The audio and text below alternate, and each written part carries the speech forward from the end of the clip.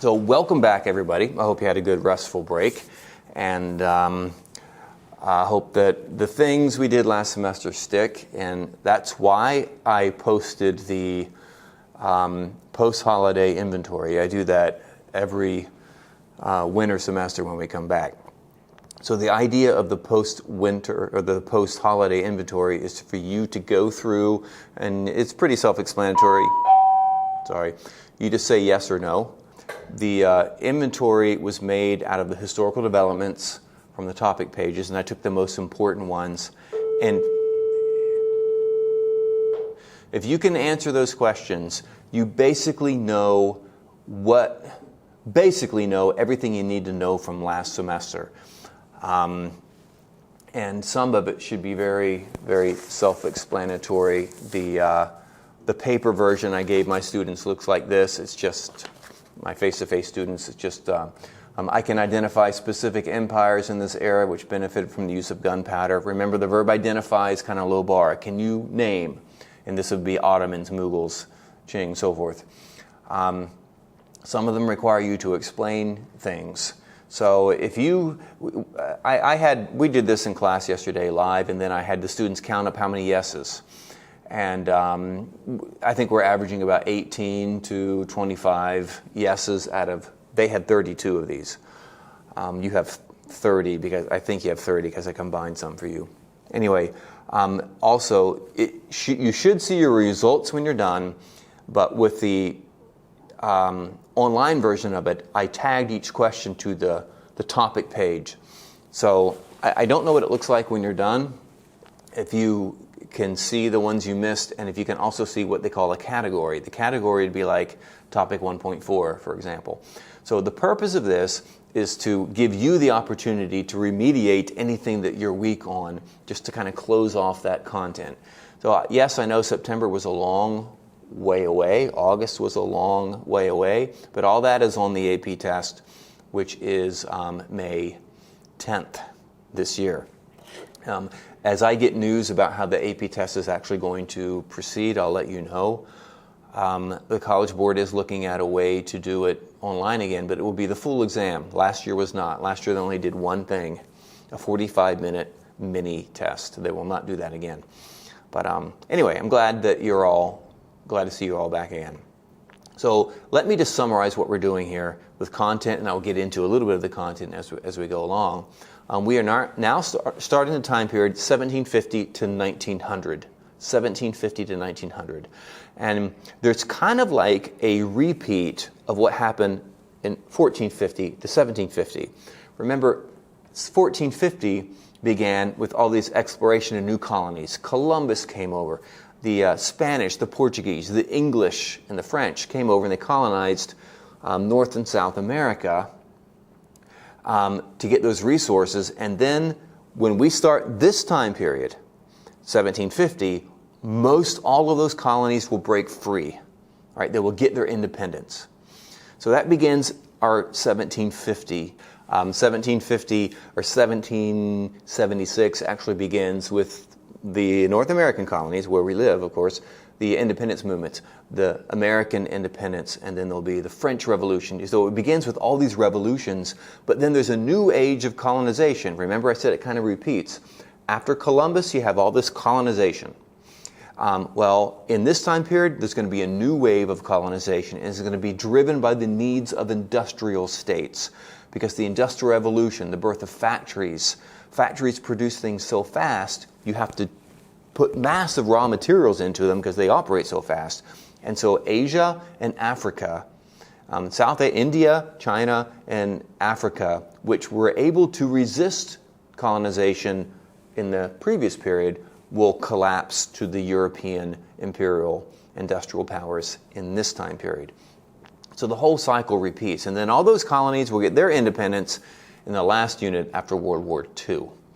So what we're starting with in this time period are the independence movements, but we need to back up and talk about an intellectual movement known as the Enlightenment. The Enlightenment. And I did post a reading on AP Worldopedia for you to look at. And I want to start off by defining the Enlightenment and putting it in its historical situation. The Enlightenment is a time period that actually got to name itself. This is what they called themselves. Other moments in history, like the Renaissance, those were named centuries later by historians looking back. The Enlightenment, they called themselves that because think of the image of turning a light on in the darkness.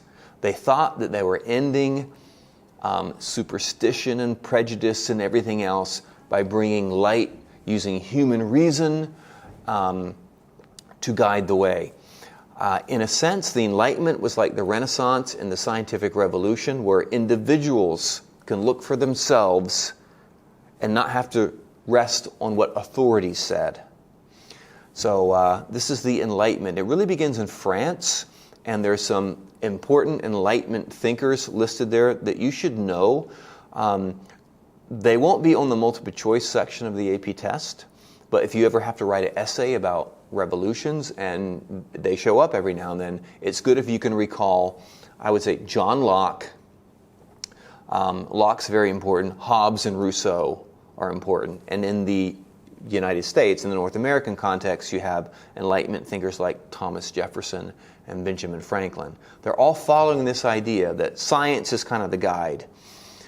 Science is the guide. You take the model of science, which is looking, the scientific method. You look first, then you develop a hypothesis, and then you test it. And you don't simply accept everything that you've heard. So the philosophers in France of the Enlightenment looked at a few things. They looked at this class system, where your identity is based on where you were born. Not the location, but, in what social class you were born. So my parents were aristocrats. They were nobles. So I am better than children born to peasants. They're fundamentally different. We, in the United States, tend to think of people differentiated by economics.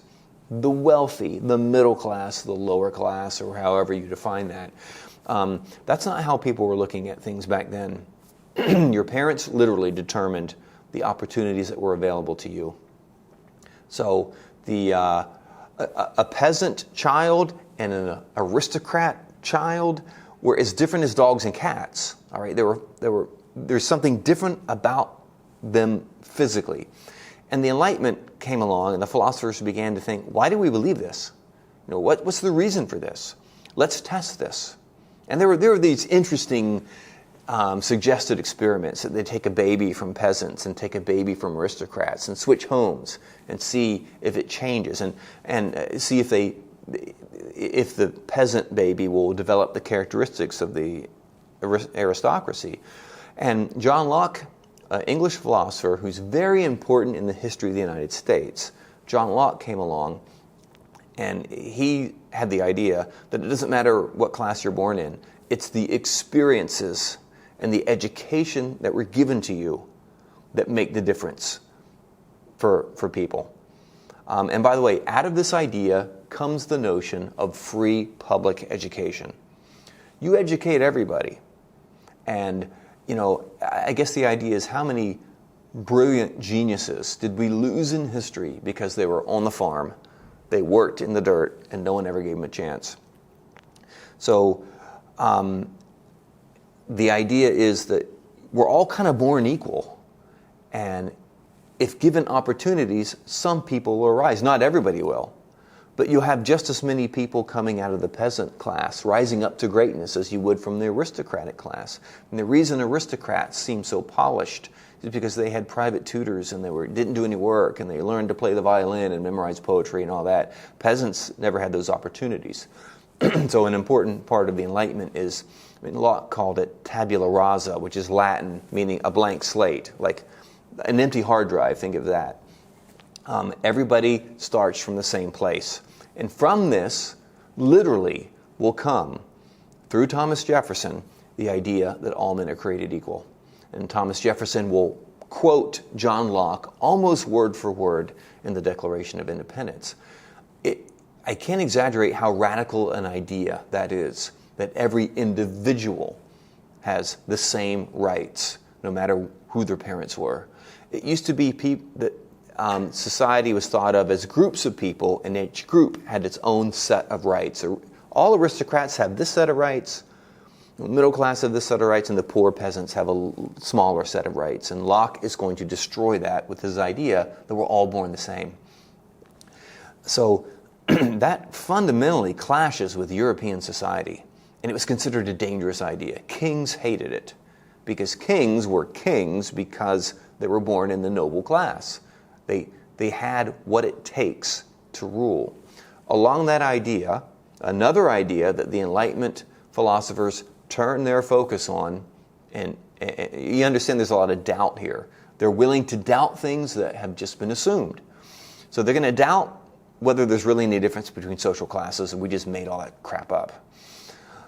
The other thing, they're going to look at this concept called the divine right of kings. And Locke, and in France, Rousseau, and another guy, Voltaire. Voltaire is very important. They all take aim at this idea that you obey the king because it's God who put the king there. And if you disobey the king, you're disobeying God in his authority. And of course, it worked well, the idea, this is called the divine right of kings. Kings rule because they get their right from God. And the idea worked well. It convinced people to obey the king. But kings exploited this. They sent soldiers to their death for their own benefit, to claim the wealth of other kingdoms. But what could you do if you believed in the divine right? So Rousseau and Locke will look at that idea and say, no, there's no evidence for this. And remember, John Locke was not aiming his guns at Christianity or religion. He was just saying that the right to rule, and Rousseau will carry this out, the right to rule, if you have the people here, or the leader here, here's the king, it used to be believed that the right came from God, the mandate of heaven, so to speak. The authority or the legitimacy came from God and was given to the king. And what these philosophers are going to argue is the opposite. The right to rule comes from the ruled. The people are the ones who give their leaders the right to rule. Jefferson calls this the consent of the governed. The consent, the agreement. I consent. And we just had this in the United States. We had an election. This is the basis of democracy. In the United States and other democracies, what gives the president the right to rule? The people do. And that's another radical idea. It reversed the whole direction of legitimacy. If you remember, in 1450 to 1750, we looked at empires that use art and religion. You know, the Russians advocated the idea that they're the true defenders of Christianity, and what would God do without us, so that you obey the Tsar. And all that's being turned around by these philosophers, who of course were considered to be very dangerous by kings. So this idea of the Enlightenment, that we don't have to do things this way, will spread to the English colonies in North America, who are suffering under mercantilism. That's in AP Worldopedia from last time period. Mercantilism is when a mother country controls its colonies to benefit the mother country. And that would be the English telling the American colonies, you can't trade with anybody but us. We will buy your produce, and here's the price we'll pay. And the colonists are like, man, we could make a lot more money if we sold to the Dutch, England's enemy. And England said, no, you only from us. You can only buy and sell and trade from us. And there are these several acts of Congress, the Sugar Act, the Stamp Act, and all these things that the colonists thought, you're taking away our liberty to do what we want. And so they're going to latch on to these ideas of the Enlightenment. The king doesn't have our consent anymore. We don't agree for you to be our leader. We agree for our own local institutions. And with that movement, with that moment, the American colonists claimed that they were independent from England. And of course, England had an army that made that reality a little difficult. But this is the beginning of the American independence movement. And these ideas, obviously the 13 colonies pulled that off. And don't think that that was a given. It was a shock to the world that the 13 colonies pushed away the most powerful kingdom in the world, the British kingdom. Britain had the most powerful navy. And the American colonists did that because the French helped. The French hated the British. And so the French could not resist helping the American colonies win. The French king sent gunpowder, officers, Lafayette, and there are many places in Washington, D.C. and across the United States named after Lafayette, who was a French, he was the second in command under George Washington. LaGrange down I-85 in Georgia is the name of Lafayette's estate, so it's named after his estate. So the French helped the colonies because they hated the British. And the colonists pulled it off. But then all the French who came here to fight went back to France and found, well, our king doesn't have our consent. And so there was a rebellion in France against their own king. The French had a revolution. The Americans got independence. The French had a revolution. The next thing you'll do this next week, I have a podcast comparing the American and French Revolution, and then there'll be another podcast about the spill-off of all these ideas all across Latin America. Remember, France and Portugal, they got Brazil, they got all these colonies in South America and Mexico. They will all get their independence at the beginning of this time period based on these ideas of enlightenment, that who you are, who your parents were is not important, and a government, to be legitimate, must have the agreement of its own people. The consent, the legitimacy for a government comes from all the people, not given by God to the government. So that's a revolutionary idea. And the United States of America was the first nation that was ever started with that idea. It was a little harder to incorporate in Europe because the old ways were entrenched and the colonies in North America were brand new. They didn't have to overturn deep prejudices like the Europeans did. So we begin this time period with this movement called the Enlightenment. Again, AP Worldopedia has more detail. And the Enlightenment will lead to a wave, a tidal wave of independence movements that just fall like dominoes. It starts with the American colonies, then there's the French Revolution, then there's the Latin American revolutions led by Simon Bolivar, the Mexican independence, and then Haiti will have an independence movement from France. So we'll basically, next week, we'll cover those independence movements. And then the next event is another revolution, an economic revolution called the Industrial Revolution, where the old feudal ways, the old mercantilism goes out the door, and industrial capitalism is propagated in England, and then continental Europe, and then the United States. And the Industrial Revolution will require massive raw materials, and so there'll be a second wave of colonization in Asia and Africa. So there's kind of a sketch of where we're going, a little information about the Enlightenment. Getting away from content for a second, I want to do another live session next week where I'm going to do something I haven't yet done. I'm going to talk specifically about the AP test. I want to walk through exactly what the test looks like. And I intentionally held back doing that this year. It's 15 years or something I've been teaching AP World History. And at the beginning, I used to tell students in the first week, here's what the test is like, here's the rubric, how it's going to be graded, and it just frightened kids to death. I'm going to walk you through the test next week because I want you to see that everything on the test you have already done. The skills you have to do on the AP test should not be that difficult for you, because the assignments that we put together last week set you up for that. So we're going to walk through the test. You're going to start writing a little bit more than you did before. You've done these SAQs, usually on EduFlow, where you have to answer A, B, and C. That's part of the test. You've analyzed sets of documents to see how they can be used to answer a prompt. That's a portion of the test. And you've heard me talk a lot, and you've done some practice with using evidence to support a claim, building an argument. That's part of the test too. So that is what's coming next week. And then we're going to be practicing probably once a week, getting ready for the AP test. I want all of you to do extremely well on the AP test.